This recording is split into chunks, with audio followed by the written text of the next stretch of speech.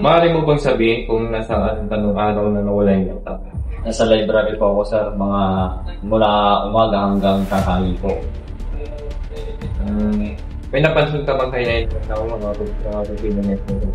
Ito po, isa sa mga student assistant ni Professor Santos na nakatayo sa harapan ng opisina. Kaya mo uling nagkita ng laptop sa opisina? Nakita ko po ito nung araw bago ang insidente ng umaga dahil ginagamit ito ni Professor Santos para mag-check ng attendance. May access ka ba sa opisina ng professor? Wala ka po. Tanging si Professor Santos at ang mga student assistants niya lang po ang may mga susi doon.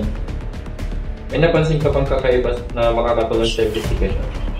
Opo, kasi nung umaga medyo nakabukas po yung pinto at nakakapagtaka kasi madalas po na nakasara ito. Okay, salamat. Nakikita ka muna sa labas ng opisina ng professor bandang alas 6 ng umaga. Bakit ka nandun? Ano po sir, kasi dapat pala po yan yung mga kapatid na rin yung professor. Pumasok ka ba sa opisina ng walang pahintulot? Kasi po, nakita ko nakapulang yung sleep kaya pumasok na rin po kaya hindi na po pala naman po mga kapatid sa rin yung professor. Nahawakan mo ba ang laptop ng professor? Siguro po, nadati ko po nung nilabag po yung mga papeles.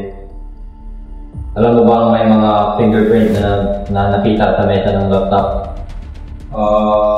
Hindi ko po alam po, pero kung sa akin man po yun, siguro po yung gawin na nakawakan ko po yung gamit ko. Nakita ka sa CCTV na lumabas ka sa opisina habang may dalang item na bag. Paano mo ito may pagbukan? Sir, akin po kasi yung bag na yan. Backpack po po yun.